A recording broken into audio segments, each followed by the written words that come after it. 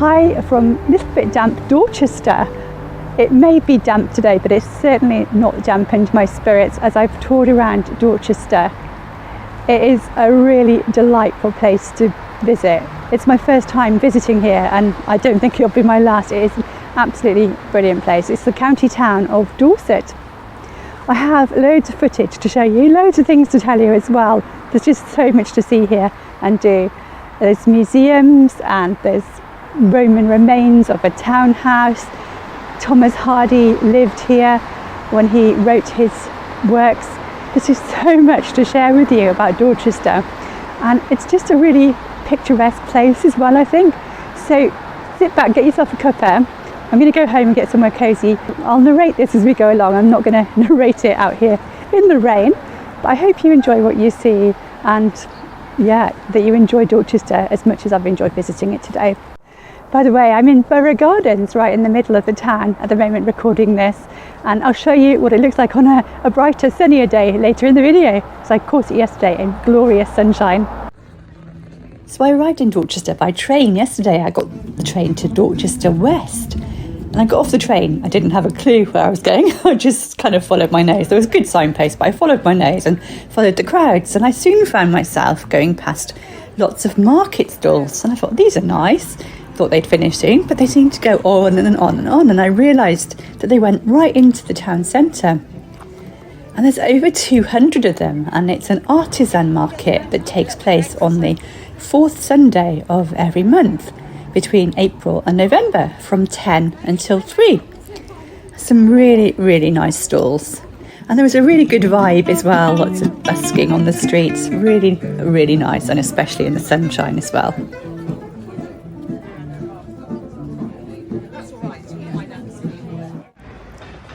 I decided to get lunch in one of the high street coffee shops, and I strolled along it. I was just really impressed by it. It's a nice pedestrianised area, and there's some lovely old buildings in amongst the newer ones as well. And just again, a lovely vibe with all the market stalls.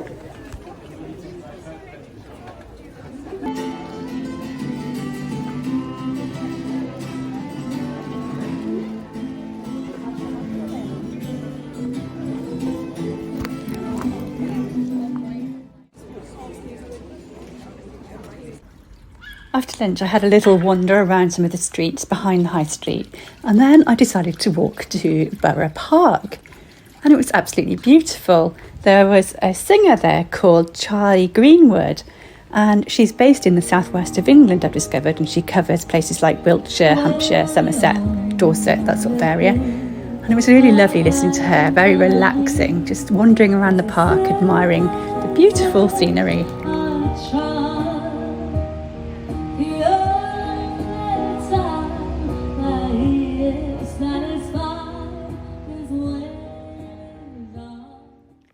I love the clock tower. It reminds me very much of the one in Weymouth. And the colours in the park, just stunning, with it being autumn.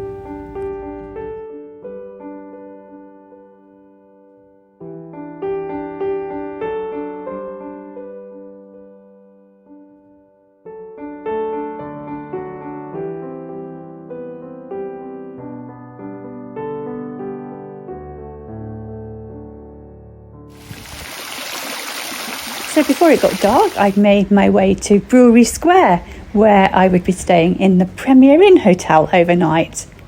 And when I was there in the evening, I went out for a nice walk, and I felt really safe walking through the town to find food. So this morning is not looking quite so nice weather-wise. It's very wet. I went for a run earlier. I've checked out the hotel, and now having a look around Brewery Square. The link between Dorchester and brewing went as far back as the 18th century. And in 1760, a traveller called Emmanuel Bowen said that Dorchester was famous for brewing the best beer in England. I'm not sure exactly what this is, but I imagine it has some connection to brewing and making beer. Let me know in the comments if you can tell me exactly what this piece of equipment is. I couldn't find any details. This gorgeous dray horse sculpture is to honour the dray horses that worked in the Eldridge Pope Brewery. This one is based on Drummer, who was one of the last dray horses to be working in the 1970s. I wandered into the town centre again and had a look at some of the gorgeous old buildings and the arcades. And then I decided it's a little bit wet, so I thought maybe I'll go to a museum. I really fancied going to the Teddy Bear Museum. And on the way, I passed the Dinosaur Museum as well. There's lots of museums here in Dorchester. I didn't go in, but it did look really good. It opened in 1984 in a Victorian schoolhouse. And there's collections of dinosaur skeletons and reconstructions in there.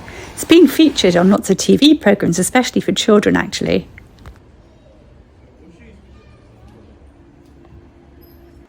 Just a short walk from the Dinosaur Museum is the Teddy Bear Museum and the Terracotta Warriors Museum. Looks like it's in an old chapel. Unfortunately, it was closed. I really wanted to go and have a look at the teddy bears, but yeah, it was closed due to staff sickness today. I decided to try and keep dry and go for some lunch, so I headed back into the town centre. And all around me, I was just aware of all these historic buildings. There's so much history in Dorchester. I'd love to tell you all of it, and I don't know all of it, and there's not enough time in the video. So what I suggest you do after watching this, if you fancy it, is going to the Discover Dorchester website. There's absolutely loads of information on there about lots of the buildings that you'll see in this video. There were so many independent coffee shops and cafes, but I stumbled across Potter's Cafe. And I'd actually heard about this in the morning on BBC Radio Dorset. They'd been interviewing somebody there who'd done illustrations for a book which was on sale there called Not Lost. And it's the story of Susie the Dorchester cat.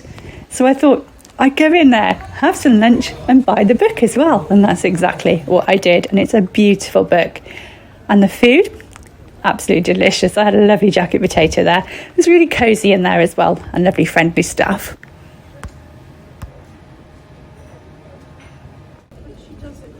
One thing that I noticed I was really impressed with was how much history there is about Dorchester around the town on big boards and posters. It was really interesting to read it. I really liked this sculpture of the Dorset Shepherd, and I had a look to see what that was all about. And it's based on a poem by William Barnes, who was a poet who lived in the town. He wrote in a Dorset dialect, and this character is depicted from the poem Shepherds All the Farm. I can't do a Dorset accent.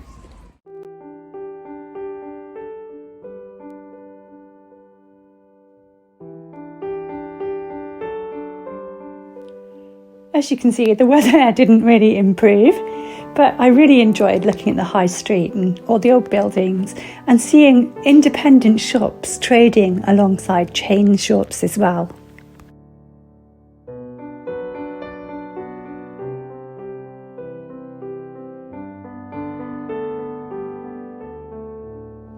As I mentioned earlier, the poet and novelist Thomas Hardy lived in the town. And he designed a house, and I decided to go and see it because he designed it and he also lived in it.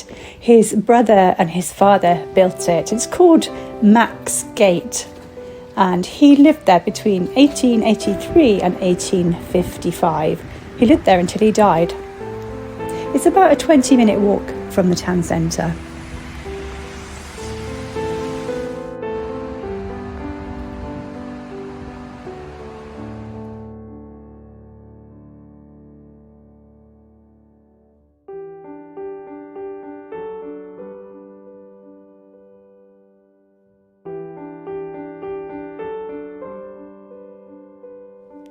Leaving Mac's house, I decided I would walk back the way that I'd come, past lovely Fordington Green and its church, and then I would follow the river from the town centre up to the Roman Townhouse. And I'll tell you a little bit more about that after we've walked alongside the river. The river is the River Frome, and I enjoyed a really peaceful, scenic walk along it. It seemed a really popular place for runners as well. It was just beautiful walking alongside it. I'll just let you enjoy some of the natural sounds that I recorded as I walked along. I didn't have a microphone with me, so this is just from the phone.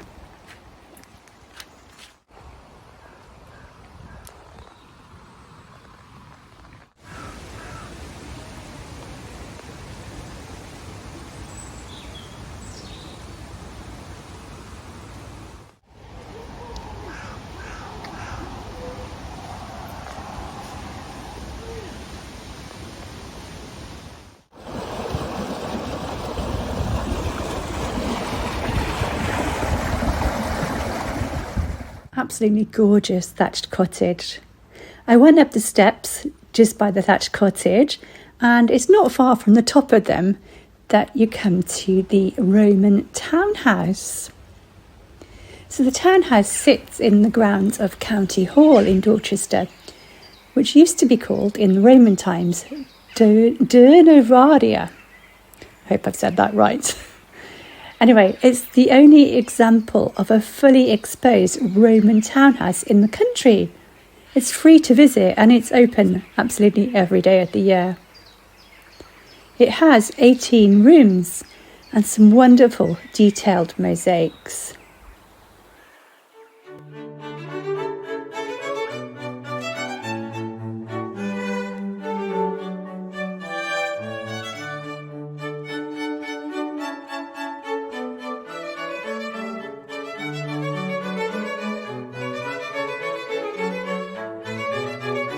I was really impressed by all the information around the site, and it really brought to life how the house would have been.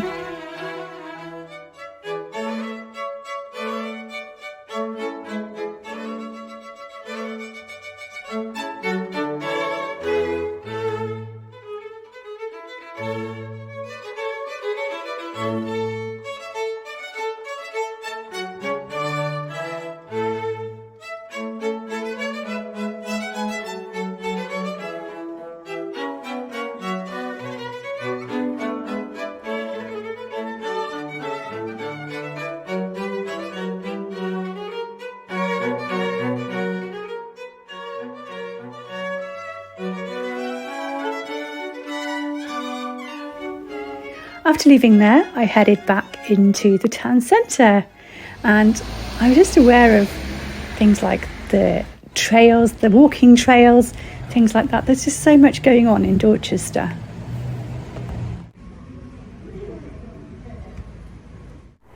So here I am at Dorchester West Railway Station. It's the end of the day. I don't want to go home. I've really enjoyed it so much. So there's two railway stations in Dorchester. There's Dorchester West and Dorchester South. This is the west one. They're both really central. You wouldn't believe how hard it is to find somewhere that's sheltered from the rain and also bright enough to film and not around people. I just started filming in the shelter there, and some people came along and started chatting to me, so I've come out here and stood under a lamppost now. Luckily it stopped raining. Anyway, I hope you enjoyed this video. I'm definitely going to come back to Dorchester. It's really, really nice. I've loved it, and I hope you've enjoyed what you've seen. And I couldn't film as I went. Normally I would chat to you as I go along and show you places like pieces to camera and all that during the thing, but anyway, I couldn't do that today because it was raining and the equipment would have, well, it would work basically. So thanks so much for watching. I'll see you very soon in another video. Don't forget to press the subscribe button so that YouTube will tell you when I put new content out. It's totally free to subscribe and there's no forms. Bye for now.